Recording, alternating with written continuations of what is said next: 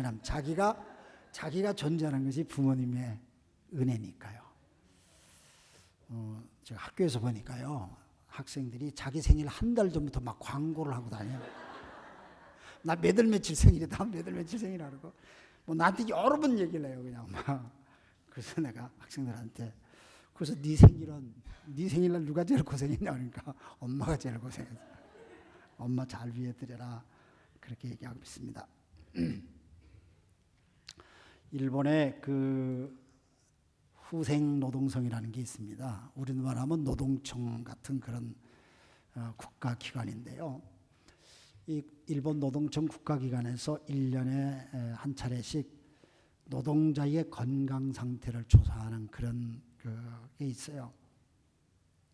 근데 수년 전부터, 벌써 이게 한 20년 전부터 이렇게 데이터가 쭉 나오는데 보니까 굉장히 그 회사에서 노동자들의 어떤 부분에 지금 관심을 가져야 되는가 하는 게 명확하게 보이는 게 뭐냐면은, 많은 회사들이 소위 멘탈 케어에 대한 것을 아주 중점적으로 많은 것을 하고 있는 것을 볼 수 있어요. 일을 하다 보면은 스트레스가 많이 쌓이잖아요. 근데 직장에서 이제 스트레스 쌓이게 되면서 그 스트레스 때문에 오는 정신질환으로 인해 가지고 뭐 산업재해, 우리말로 하면 산업재해죠. 일본말로는 노사라고 합니다. 노동을 통하여 재난이 왔다, 뭐 이런 것이 인정이 되면은 국가도 그렇고 또 직장도 그렇고 부담이 많이 가죠. 근데 그런 산업재해를 통해서 일어나는 사람들의 숫자가 점점 많이 늘어난다는 거예요. 굉장히 많이 늘어나요. 그래서 일본 정부는 벌써 이제 꽤 됐는데요. 2014년도에 노동자의 그 안전 위생을 위한 법률 개정이 있어가지고요. 노동자들의 건강을 직장이 법률적으로 챙기고 살펴야 된다, 뭐 그런 얘기들을 공포했고요. 1년 뒤인 2015년부터는 모든 직장에서 모든 직장이 1년에 한 번씩 직원들이 스트레스를 얼마나 받는지 그걸 체크하게 되어 있어요.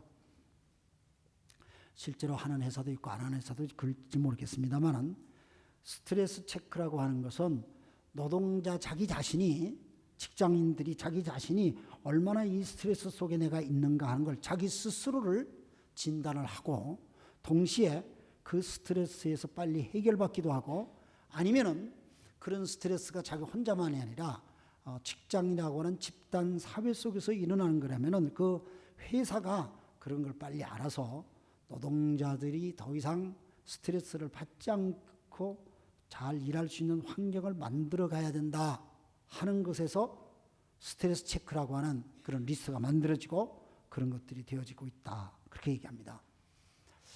여러분이 아시다시피 옛날과는 달리 많은 환경에서 우리는 스트레스를 받고 있지 않습니까? 그리고 제가 보니까 스트레스 옛날도 받고 지금도 받고 그랬는데, 너무나 사회가 섬세한 사회다 보니까 옛날에는 받지도 않았던 그런 스트레스를 우리는 막 받고 있는 것 같아요. 그래서 점점 스트레스가 좀 많아지는 사회로, 살기가 더 편해지면서 이상하게 스트레스가 더 많아지는 그런 사회로 지금 바뀌어지고 있는 것 같아서 우리 모두가 좀 안타깝지 않습니까? 제가 그 지난 봄에 한국에 잠깐 방문했을 때 보니까, 제가 아는 사람 보니까 만났는데 인사를 하니까 병원을 간다고 그래요. 어디 가냐니까 정신과 병원을 간다는 거야. 근데 그게 그냥 너무 자연스럽게 얘기를, 옛날에는 뭐 정신과 병원 간다는 자꾸 얘기를 안 하려고 그러는데, 지금은 하도 주변에 그런 사람들이 많아서 그런 얘기를 그냥 자연스럽게 하고, 그게 초등학교 다니는 아이들끼리도 있을 수 있고, 또 가정주부들이 있을 수도 있고, 또 연세가 많은 사람들한테도 그런 현상이 나타나기도 해서 굉장히 그 과거와는 다른 그런 스트레스가 많은 이런 사회에서 사는 것 같아요. 일본 직장 통계에서 보니까 이 스트레스 때문에 일하는데 지장을 받는다, 이렇게 대답하는 사람의 숫자가 직장인의 60%가 그렇대요. 60% 이상이랍니다.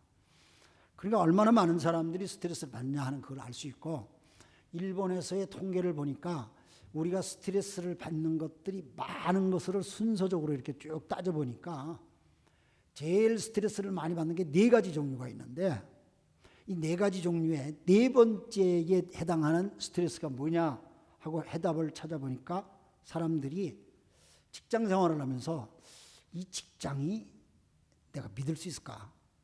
이 직장에서 내가 언제까지 일할 수 있을까? 이런 불안함이 스트레스가 된다는 거예요.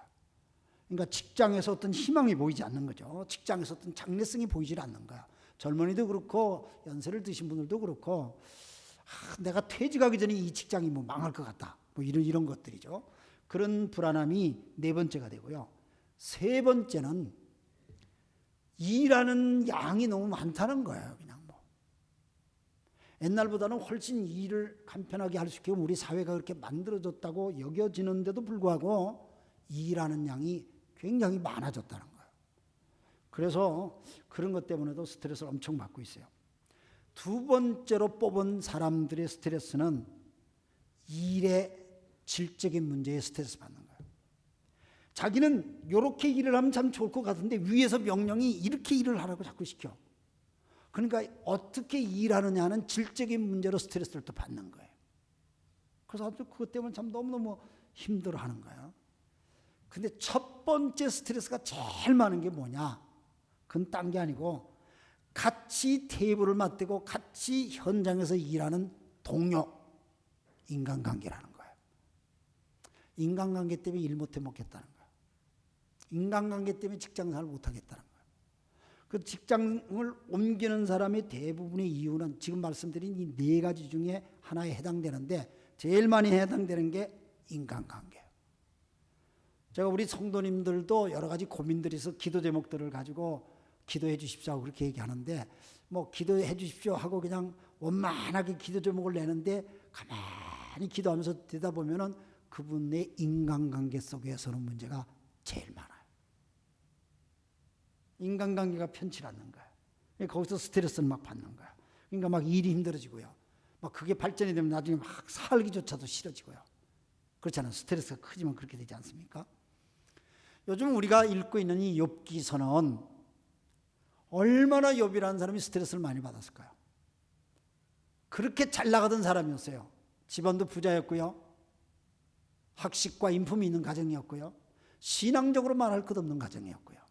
그런데 어느 날 재난을 만나요. 그래서 온 집안이 그 재난을 만나가지고 자식들이 다 죽고요. 아내는 그냥 떠나버리고요. 자기도 질병을 얻고요. 어떻게 살아야 될지 앞이 캄캄합니다.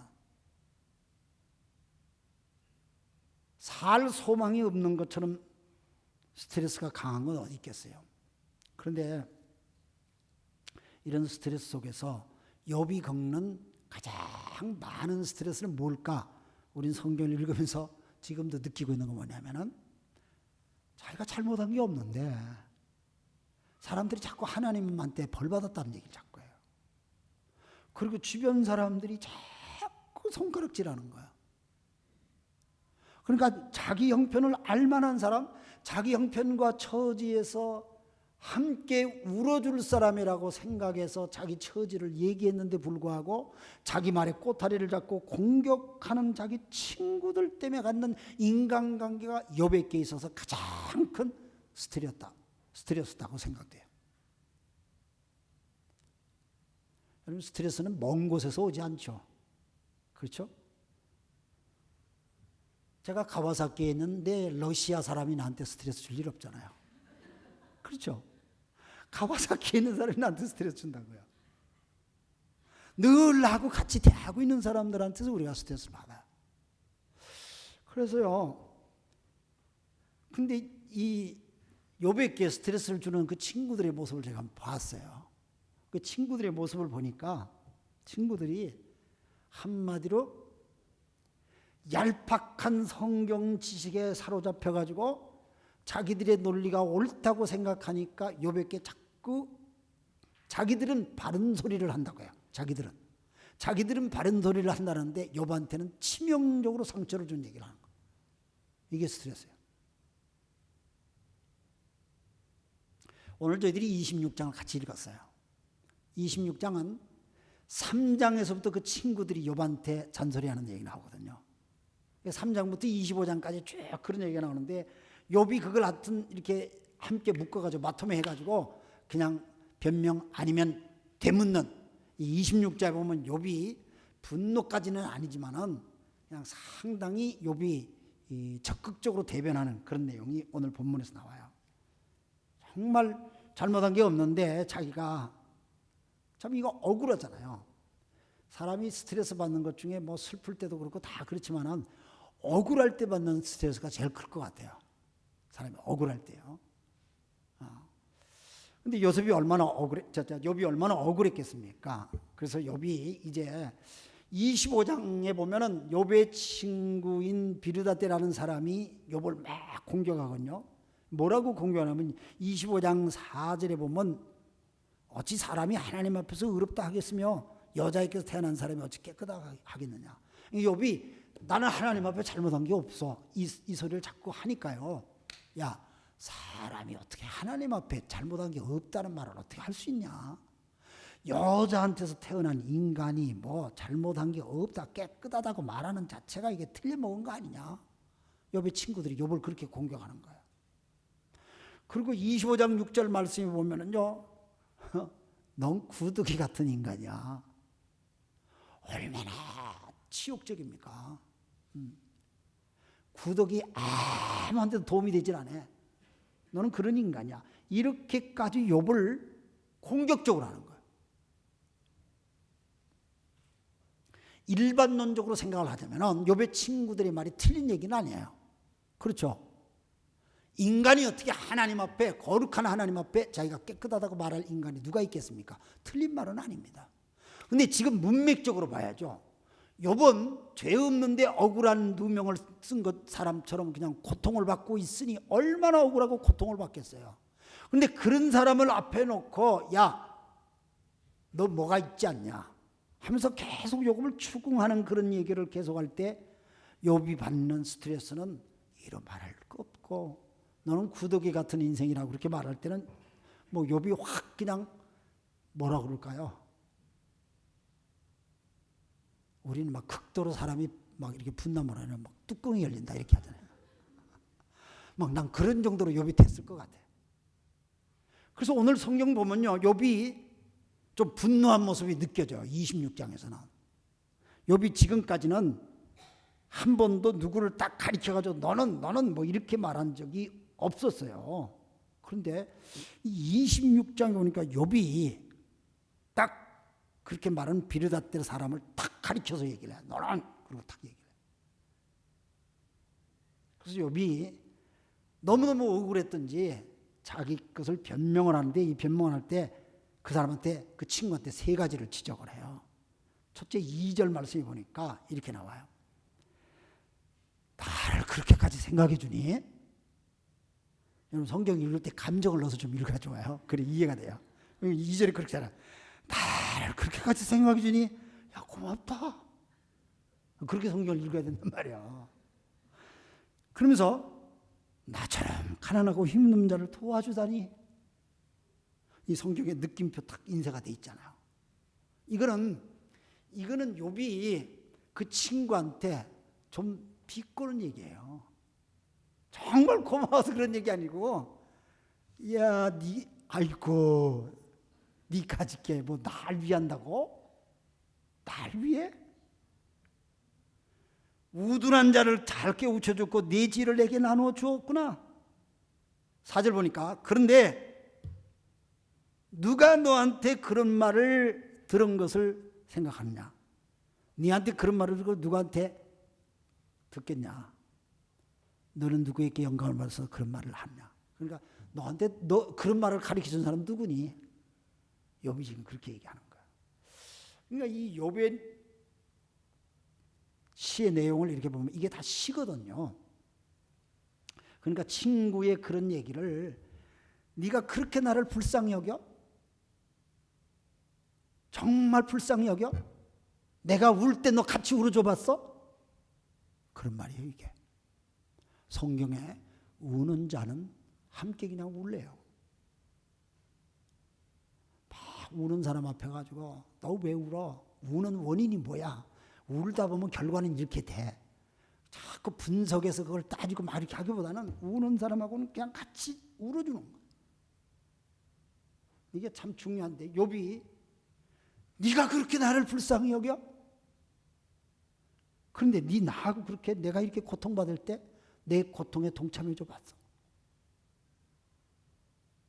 여러분 그 얘기를 하는 거야. 네가 뭐 지혜로운 것처럼 나한테 말을 많이 하는데 누가 너한테 그런 걸 가르쳐 줬니?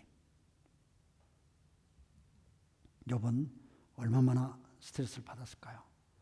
그런 고통받는 욥의 모습을 보면서 우리는 얄팍한 성경 지식이나 얄팍한 자기 신앙의 체험을 가지고 어드바이스를 한다 그러면서 사람들에게 주제넘게 하는 말이 오히려 상대방의 상처를 더 깊게 파버리는, 상처를 막 찢어버리는 그런 고통을 주는 가능성이 크다는 사실을 본문을 통해서 깨달아요. 그래서 우리는 누구한테 어드바이스 하는 걸 참 조심해야 되겠다. 욥기서를 묵상하면서 그걸 참 많이 느껴요. 특별히 교회 생활을 오래 한 사람, 저를 비롯해서 교회 생활을 오래 한 사람들이 그런 실패의 가능성이 저는 많다고 생각해요. 왜냐하면 교회 다니는 사람들은 들은 게 많잖아요. 들은 게 많아가지고 자기 것도 아니면서 자기 것인 것처럼 말하기가 쉽거든요. 그래서 오히려 사람들한테 상처를 주고 사람들 앞에 경솔한 언행을 하기가 쉽다는 거예요. 뭐 조금 알고 있는 성경 지식, 조금 기도해봤다고 뭐 내가 기도해보니까 내가 성경 보니까 이러면서 사람들한테 함부로 얘기하는 것이 상처받은 이웃을 더 상처를 줘버리는, 그래서 얄팍한 지식이 깊지 못한 우리들의 영성들이 이웃에 상처를 주고 아픔을 준다는 얘기예요. 욥의 친구들의 모습이 그렇게 나와요. 그래서 정말 우리가 이웃들에게 아름다운 좋은 바른 어드바이스를 하려면은 하나님이 주신 말씀을 잘 내가 이해를 하고 그리고 내 삶 속에 그 말씀을 먼저 적용하여 깨달은 다음에 이웃들과 내 케이스는 이랬어요 하고 이렇게 나눠야 될 것 같아요. 그래서 여러분이 목장에서 나눌 때에 무슨 얘기를 들었으면 그 사람한테 너 이렇다 저렇다 평가를 하지 말고 비슷한 자기 케이스가 있으면 자기 케이스를 얘기하라고 말씀을 드렸던 이유가 거기에 있습니다. 그래서 목장에서 나눔을 할 때 너는 어떻다 너는 어떻다 이렇게 지적하고 하는 얘기는 어드바이스가 되질 않습니다. 도움이 잘 안 됩니다. 그래서 여러분들이 목장에서 나눌 때에 그 사람 얘기를 들어보니까 나도 몇 년 전에 비슷한 경험을 나도 했어. 근데 내가 그 경험을 통해서 나는 어떻게 해결을 받았는지 자기 얘기를 해야 돼요. 자기 얘기를. 근데 사람들은 자기 얘기를 안 하고 그 사람 얘기를 간섭하고 싶은 거야. 그래서 상처가 되는 거야. 욥의 경우가 그렇지 않습니까? 욥의 친구들이 욥에 대한 걸 지적만 하려고 그랬지 자기들의 얘기를 안 해요. 그래서 여러분들 제가 생각나는 말씀 두 구절이 하나 있는데 하나는 잠언 18장 13절 말씀이에요. 다 들어보지 않고 대답하는 것은 수모받기에 알맞은 어리석은 것이다. 그런 말이 있어요. 다 들어보지도 않고 막 말을 꺼내면은 내가 창피를 당한다는 거예요. 그래서 먼저 듣는 것이 우리들에게 필요해요. 특히 상처받은 사람, 어려운 사람, 눈물 흘리는 사람, 억울해하는 사람, 그런 사람들의 얘기는 들어줘야 돼요. 그러고 난 다음에 또 한 가지 성경 말씀은 시편 119편 98절 말씀에 보니까 주님의 계명이 언제나 나와 함께 있으므로 그 계명으로 주님께서 나를 내 원수보다 더 지혜롭게 해주십니다. 그러니까 하나님의 말씀이 나로 하여금 더 지혜롭게 하는데 우리를 공격하는 원수보다도 우리를 더 지혜롭게 하는 그러니까 말씀이. 그래서 다른 사람의 아픔과 억울한 얘기를 우리가 듣되 그리고 하나님의 말씀이 뭐라고 말씀하시고 우리에게 깨우쳐 주시는지 그것을 함께 나눌 때에 우린 지혜로 나갈 수 있다 하는 얘기 아닙니까? 욥의 친구들은 욥을 지적만 했지 하나님의 말씀을 인도받지 않는 것 같아요. 자, 그런데 욥이 이런 친구들을 통해서 수없는 스트레스를 받으면서 욥이 취한 행동이 뭘까요? 욥은 어떻게 행동했을까요? 두 번째로 생각합니다. 두 가지라고 생각돼요. 오늘 성경 본문에 보니까 욥이 철저하게 하나님을 묵상을 해요. 두 번째는 자기 자신을 살펴요. 한마디로 하면 하나님을 묵상하는 거고 하나는 자기 자신을 살피는 거예요. 6절부터 14절까지가 그런 말씀이 쭉 나와 있는데 여러분 성경을 펴서면 6절부터 보면은 스올도 하나님께 훤하게 보시고 멸망의 구덩이도 그분의 눈에는 훤하게 보여. 하나님은 인간이 갈 수 없는 세계까지 깊은 저 세상까지도 다 훤하게 보시는 하나님이시고 7절부터 보니까 하나님이 북쪽 하늘을 허공에 펼쳐 놓으시고 땅덩어리를 빈 곳에 매달아 놓으셨다. 마치 지구가 우주에 떠 있는 것처럼 지금 설명하고 있죠. 그러니까 하나님이 천지를 창조하셨던 모든 세계를 설명하는 것들이 욥의 시 속에서 나와요. 욥의 말 속에서 하나님을 천지를 창조하시고 하늘과 그리고 바다를 갈라놓으시고 그리고 빛과 어둠을 나누시고 모든 세계를 하나님께 하신다는 거야. 그래서 12절에 보니까 능력으로 바다를 정복하시며 지혜로 라합을 쳐부신다. 여기 지혜로 라합을 쳐부신다. 라합이란 말은 사람 이름이 아니고 이건 마치 바닷속을 막 태풍이 일어나고 풍랑이 일어나고 바다가 막 흔들리고 하는 이 모든 것들을 누가 하냐면은 바닷속에 있는 괴물이 한다고 생각했어요. 옛날에는 그 괴물의 이름을 라합이라고 그랬어요. 그러니까 이런 것조차도 하나님께서 다 장악하고 계신다는 거예요. 그러니까 욥은 친구들로부터 수없는 스트레스를 지금 받고 있어요.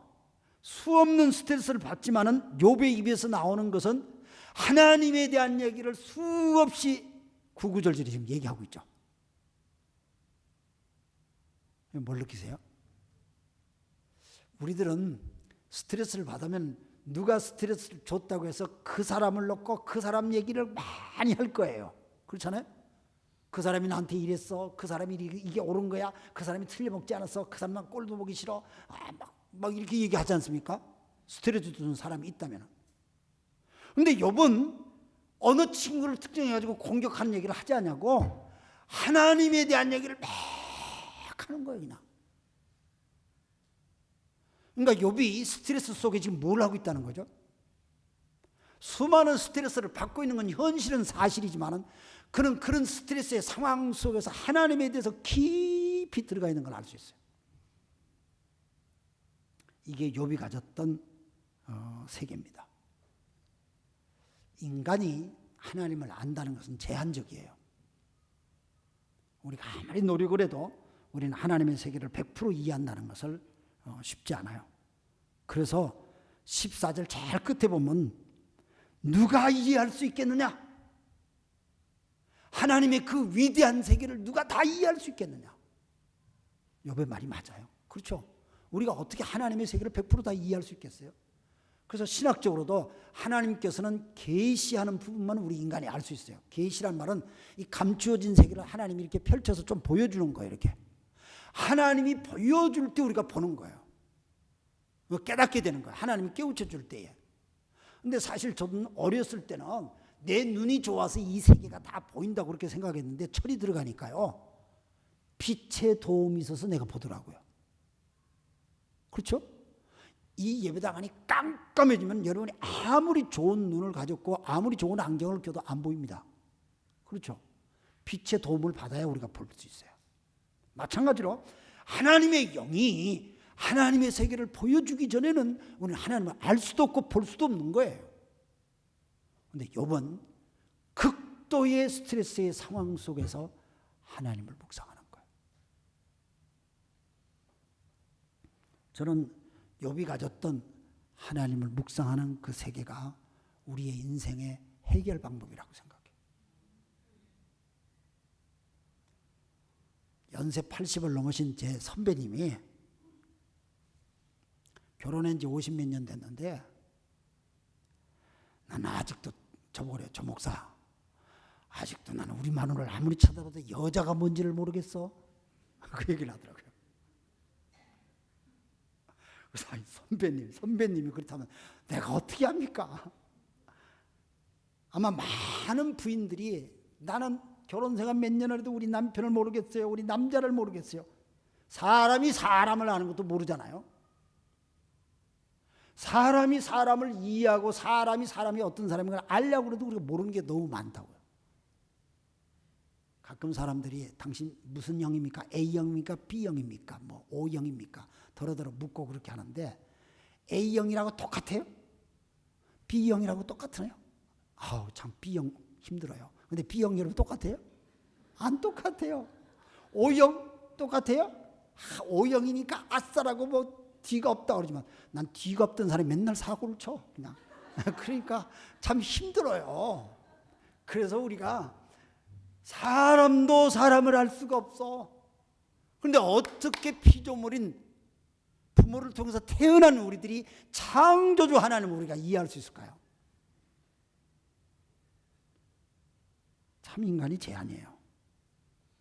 그런데도 불구하고 성경은요 우리에게 너무 놀라운 것을 얘기해 주고 있어요.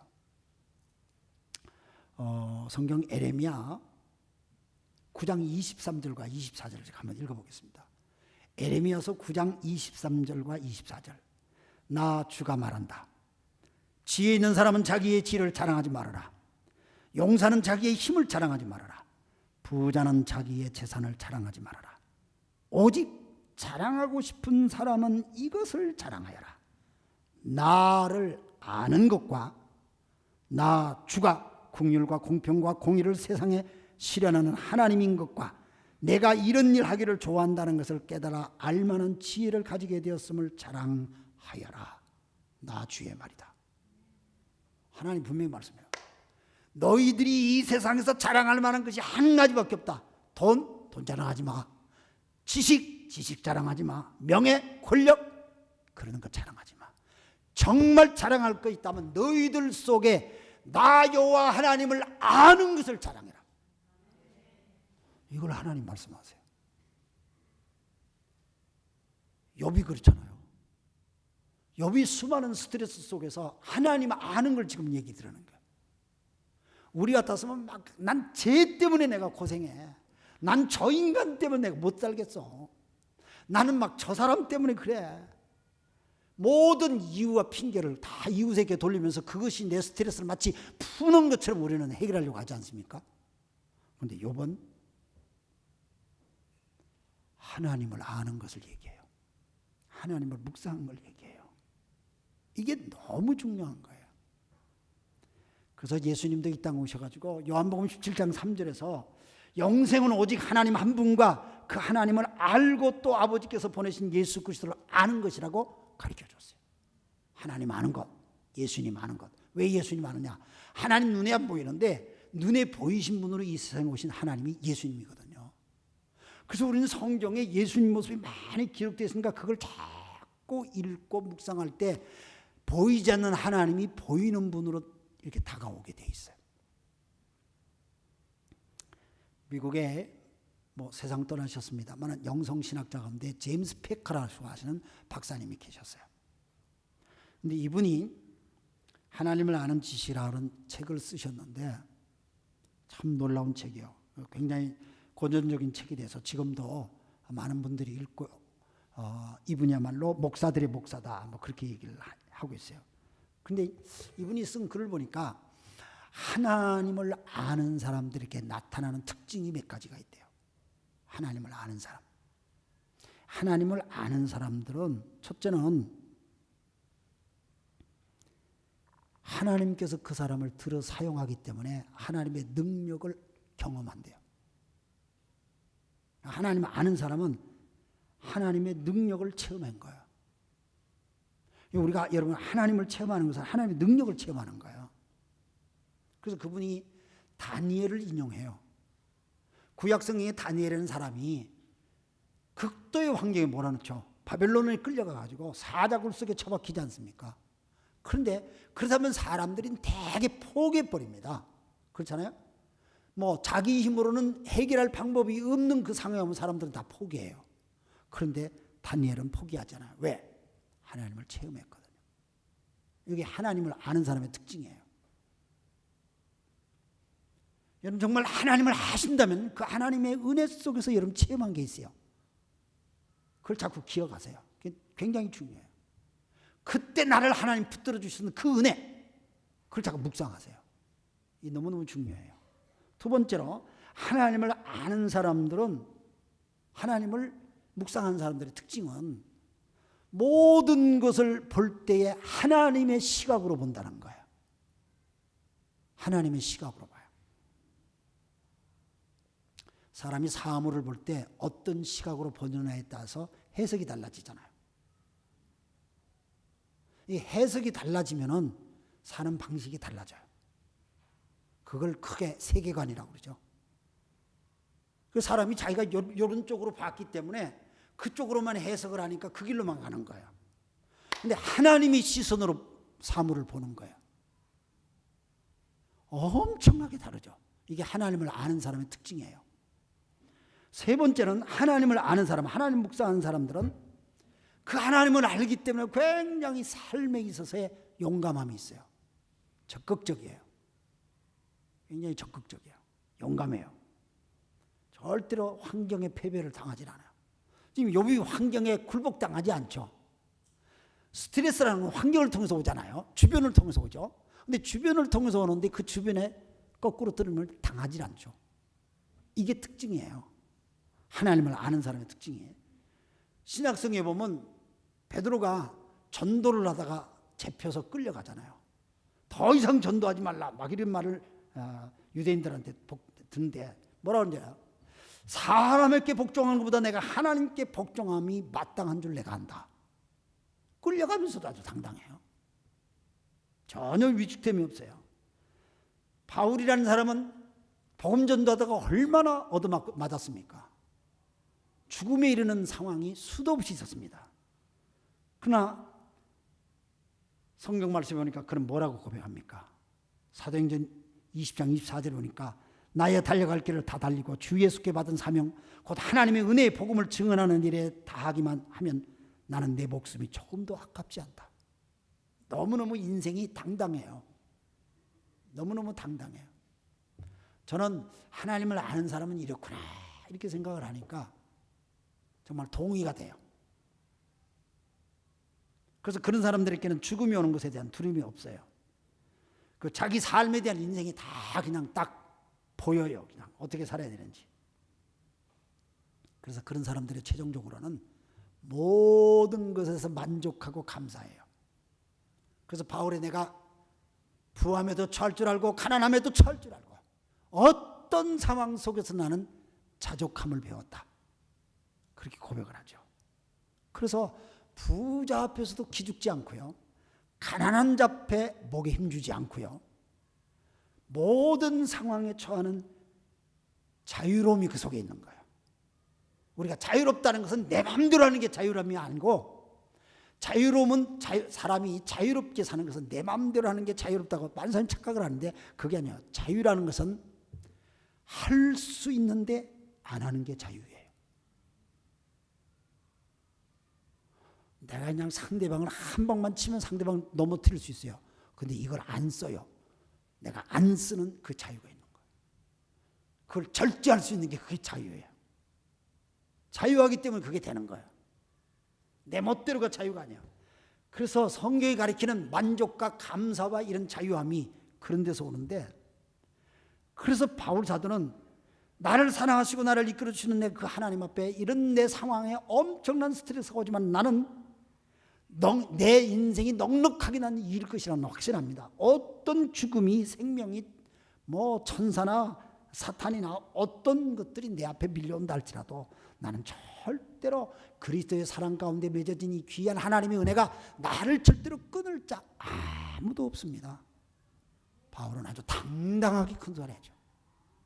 근데 그런 비결이 어디서 나올까요? 자기 스스로 그걸 만들어냈을까요?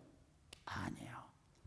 하나님을 깊이 묵상하고 그 하나님 속에 푹 쳐져 있는 거예요.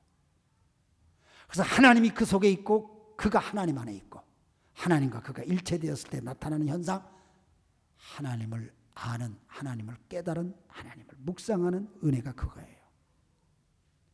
여러분 어떻게 하면 더 적극적으로 우리가 그런 하나님의 은혜 속에 들어갈 수 있을까요? 마지막으로 14절 우리가 한번 욥기 26장 14절 우리 같이 한번 읽었으면 좋겠어요. 같이 한번 읽어줄까요? 시작. 그러나 이런 것들은 그분이 하시는 일의 일부에 지나지 않고 우리가 그분에게서 듣는 것도 가냘픈 속삭임에 지나지 않는다. 하물며 그분의 권능에 찬 우리의 소리를 누가 이해할 수 있겠느냐. 그래요. 이 지금 욥이 하나님이 천지를 창조하고 이 우주를 주관한다는 얘기를 다 얘기하면서 내가 이렇게 얘기하는 것도 하나님의 세계의 일부에 지나지 않아. 정말 이건 우리가 하나님을 아는 것의 전체 속에 보면 가냘픈 속삭임에 불과한 거야. 하나님의 소리가 우레바 같은 게 얼마나 많은 줄 알아? 우리가 못 들어서 그래. 못 보아서 그래. 욥이 지금 그 얘기를 하네요. 누가 능히 이해할 수 있겠습니까? 그래요. 하나님의 세계는 측량할 수가 없어요. 그래서 우리 하나님을 깊이 체험해야 돼요. 하나님이 깊이 체험해야 돼요. 여러분 하나님 깊이 체험합시다. 존 헌트라는 분이 쓴 책의 타이틀이 저는 대학 때 읽은 게 기억이 나요. 지금도. 하나님을 제한하지 말아라 하는 그 타이틀이었어요. 인간들은 자기가 경험한 세계 속에 하나님을 제한시켜요. 하나님을 제한하지 마세요. 지금 욥기서가 우리에게 그걸 말해요. 누가 그 하나님의 세계를 이해하고 그거를 확인할 수 있겠는가? 어마어마한 하나님의 세계 우리 좀 체험해야 되겠어요. 그러려면 어떻게 되겠어요? 먼저 우리가 너무 우리는 모르는 존재라는 걸 인정할 필요가 있어요. 욥이 먼저 그걸 우리에게 몇 번이고 지적해 주는 것 같아요. 당신 교회 좀 다녔지? 그래서 성경 좀 읽으셨죠? 그래서요. 특별 새벽기도 좀 하시고 금식도 좀 해보셨다면서요? 그래서 교회 봉사도 오래 하셨다면서요? 그래서요. 마치 욥기서는 우리들에게 되물으면서 그렇게 성경을 자꾸 말씀해 주는 것 같아요. 미션 스쿨을 나왔거나 성경을 좀 보았거나 기도를 좀 해봤거나 교회 봉사를 했거나 헌금을 했거나 이런 것들이 우리들에게 하나님을 체험하는 것이라고 단정할 수가 없죠. 우리 자신이 아직도 우리는 하나님을 너무 모릅니다. 하나님 제가 몰라요. 하나님 제가 부족해요. 제가 몰라요. 먼저 인정하시길 바랍니다. 두 번째로 하나님 눈에 안 보이잖아요. 근데 그 하나님이 눈에 보이신 분으로 이 세상에 오신 분이 예수님이잖아요. 그래서 성경이 여러분 전체가 다 안 들어오면 먼저 예수님에 대한 기록부터 자꾸 읽으세요. 예수님이 병자들한테 어떻게 했고, 예수님이 귀신 들린 자 어떻게 했고, 예수님이 고독할 때 어떻게 했고, 예수님이 손가락질 받을 때 어떻게 했고, 예수님이 그렇게 억울한 일을 당했을 때 어떻게 하셨고, 우리는 사복음서 읽으면은 성경에 예수님이 하셨던 모든 일들에 대한 것들이 소상하게 기록되어져 있죠. 그래서 그런 말씀들을 우리가 읽고 묵상하는 가운데 우리는 예수님이 눈에 보이기 시작하고 예수님을 통해서 보이지 않는 하나님의 형상인 우리한테 들어와요. 예수님의 제자 가운데 빌립보라는 제자가 오늘 예수님한테 선생님 우리에게 아버지 하나님을 좀 보여주세요. 예수님 뭐라고 그러셨죠? 나를 본 자는 아버지를 본 자와 똑같다. 그러니까 예수님 자신이 하나님 아버지를 나타내는 것이죠. 그래서 예수님이 죽어서 나흘 되어서 시체가 돼 썩어져 버린 나사로의 집을 방문해 가지고 나사로의 누이들 마르다하고 마리아를 앞에 놓고 말씀하셨죠. 나는 부활이다. 나는 생명이다. 나를 믿는 자는 죽어도 살고 살아서 나를 믿는 자는 영원히 죽지 않을 것이다. 너희들이 나를 믿느냐? 진짜 믿어? 왜냐하면 나사로의 집을 나사로가 죽을 병이 걸렸습니다라는 소식을 들었고 예수님이 바로 안 가요. 며칠 있다가 가세요. 어떻게 보면 성경에 그런 말은 기록이 안 되는데 나사로가 죽을 때까지 예수님이 기다렸던 것 같이 예수님이 천천히 가세요. 그러니까 마르다가 예수님 오니까 왜 진작에 안 오셨습니까? 막 이렇게 얘기하는 거예요. 근데 그때 죽었던 나사로를 살려주시잖아요. 그러고 나는데 나온 말씀이 나는 부활이고 생명이다. 넌 지금까지 나를 어떻게 알고 있었니? 너는 지금까지 나를 어떻게 믿고 있었니? 부활로 믿고 있니? 영생으로 믿고 있니? 돈 없을 때 돈 좀 생기는 사람? 아플 때 조금 병 고쳐주는 사람 정도로 너 믿고 있니? 영생과 부활로 믿고 있냐? 주님이 마치 마르다와 마리아에게 주님 자신이 어떤 분인 걸 드러내잖아요. 그래서 우리는 예수님을 통해서 하나님을 배워야 돼요. 예수님을 통해서 하나님을 배우게 되면 하나님의 세계가 무궁무진해지는 거예요. 그리고 마지막에는 주님의 말씀 앞에 순종하여 따르는 거예요. 하나님의 말씀이 나한테 와요. 그렇게 하나님을 묵상하면 하나님의 말씀이 나한테 와요. 분명히 와요. 그런데 그 말씀이 오는 것 자체도 참 복이지만은 말씀이 내 눈에 확 들어온다든가 말씀이 내 귀로 들린다든가 말씀이 내 속에서 막 울러 나온다든가 하나님의 말씀이 나한테 오거든요. 그럴 때 그 말씀에 바르게 이해하고 순종하는 게 중요해요. 말씀에 순종하실 때 거기서 하나님을 체험하는 일이 일어나요. 하나님을 체험하는 일이 일어날 때에 환경을 뛰어넘는 믿음의 세계가 확 열리는 거예요. 그 믿음의 세계로 나가는 거예요. 맨날 우리는 주변의 환경에 우겨쌈을 당해가지고 하나님 이번 주간에 이 돈 없으면 안 됩니다. 하나님 이 사람하고 내가 이런 것 때문에 해결하는데 지금 죽을 지경입니다. 환경에 눌려가지고 그냥 맨날 그 안에서만 그냥 막 이래요. 그런데 지금 말씀드린 하나님의 말씀이 내 속에 임하였을 때 그 말씀에 순종해서만 그 속에서 일어난 하나님의 세계가 확 열린다고요. 그러면서 환경에서 일어나는 이것들이 아무것도 아닌 거예요. 그냥 아무것도 아니에요. 표현이 좀 어색해서 미안합니다. 아주 찌질이 못난 것들이나 그렇게 하지 나는 좀 이 차원을 달리 하나님과 깊은 내면의 세계를 내가 가져야 됐다고 그 세계를 확 가는 거예요. 여기서 설교하는 저는 뭐 스트레스가 하나도 없는 것 같이 보이세요? 막 너무너무 스트레스 받아서 이발소 가서 확 잘라버렸어요. 좀 짧게 해주세요. 막. 근데 거울 보니까 그냥 막 다 뜯어먹은 것 같이 그냥 짧게. 그냥 스트레스 받아요. 학생들한테서도 스트레스 받고요. 아이고. 중학교 2학년, 3학년 돼봐요. 어른 갖고 놀라고 그래요. 갖고 놀라고 그래요. 얼마나 거짓말들도 잘하는지. 하여튼 선생님들을 갖고 놀라요. 애들이요 수업을 방해할 때에 선생님들의 관심거리의 얘기를 꺼내가지고 수업이 진도를 안 나가게 해요. 얼마나 교모한지 몰라요. 그리고 뭐든지 선생님들이 이렇게 하라 하면 조건을 붙여서 조금이라도 숙제를 안 해도 되게끔 그렇게 막 작전을 써요. 막 선생님들이 스트레스를 받아요. 사람 관계 얼마나 스트레스 받아요? 그렇잖아요. 근데 그것만 스트레스 받는 것만 묵상하고 있으면요 일주일 내내 내가 스트레스 묵상을 하고 있었더라고. 여러분 스트레스 묵상하고 있는데 그게 은혜가 되겠어요? 속이 부글부글 끓고요.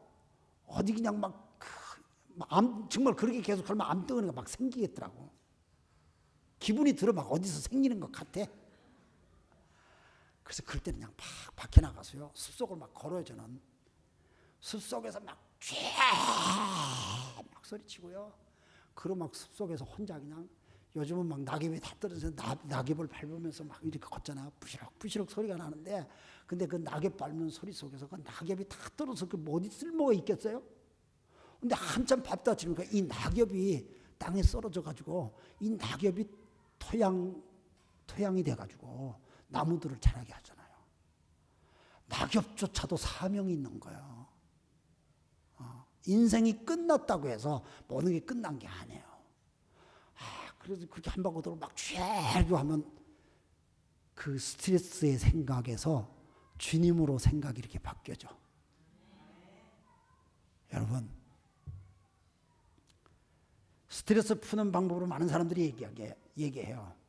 뭐 스트레스 풀기 위해서 필요하면 그냥 뭐 좀 쉬고 그렇게 하세요. 기분 전환을 위해서 여행도 좀 갔다 오세요. 뭐 스트레스 풀기 위해서 스포츠도 하고요. 뭐 맛있는 것도 먹고요. 그냥 온천도 좀 가고요. 여러분, 돈과 시간이 있는 분들은 그렇게 하십시오. 제가 돈을 못 드립니다만은. 정말 어떤 분은 뭐 돈은 있는데 시간이 없다고 그러고, 어떤 분은 시간은 너무너무 많은데 돈이 없대요. 그럼 적당히 서로 좀 나누세요. 그래서 스트레스 좀 그렇게도 푸세요. 그런데 그것보다도 중요한 게 있어요. 정말 욥이 했던 것처럼 하나님께 깊이 들어가는 거예요. 그분의 속에 들어가는 거예요. 그분을 묵상하는 거예요. 그분 속에 있는 거예요. 그럼 그분이 내 인생을 그냥 끌어올려줘요. 그분이 나를 바꿔주세요. 그럴 때 내가 하나님 놀라운 역사를. 그래서 이런 것들을 서양 사람들은 리트리트라고 해요. 우리말로 번역하자면 뭐 수양한다 뭐 이런 말로 되는데, 리트리트라는 것은 일상의 삶 속에서 벗어나서 자연 속에 하나님을 묵상하는 거예요.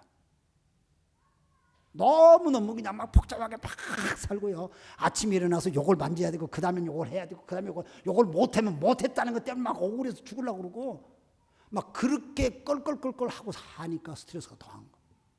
그래서 열뜰 때는 탁 놓고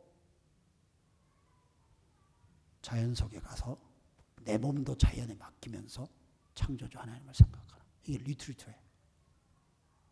그래서 캐톨릭에서는 이걸 피정이라고 그래요. 피정. 그래서 피정의 집이라는 게 있어요. 우리 수양관처럼. 정말 그렇게 해보겠다는 사람 그때 바로 오세요. 환영합니다. 근데요, 그게 다 잘 안 된다 그러면 새벽 일찍 나와서 여기서 좀 소리 내요. 주야 좀 해요. 그것도 좀 힘들다 그러면은 직장 가서 점심시간에 좀 시간 쪼개가지고 빨리 밥 먹고 혼자라도 그냥 회사 옥상에 올라가지고 하늘을 좀 쳐다보고요. 하나님을 묵상하세요. 그냥 골치 아픈 직장 상사 생각으로만 머리에 묵상하지 마시고 더 위대하신 하나님을 묵상하세요. 그것도 힘들면 출퇴근 시간에 그냥 지하철에 가서 멍하고 그냥 졸지 마시고, 기껏해야 휴대폰 쳐다보면서 맨날 똑같은 거 쳐다보지 말고 하나님을 좀 묵상하세요. 그럴 때에 여러분의 생애가 극한의 상황에서도 하늘 세계를 살게 됩니다. 욥이 욥으로 끝납니까? 욥기를 읽는 우리들에게 그런 삶을 살도록 하나님께서 원하셔서 우리들에게 이 계절에 묵상하게 하시는 줄로 믿습니다. 기도하겠습니다.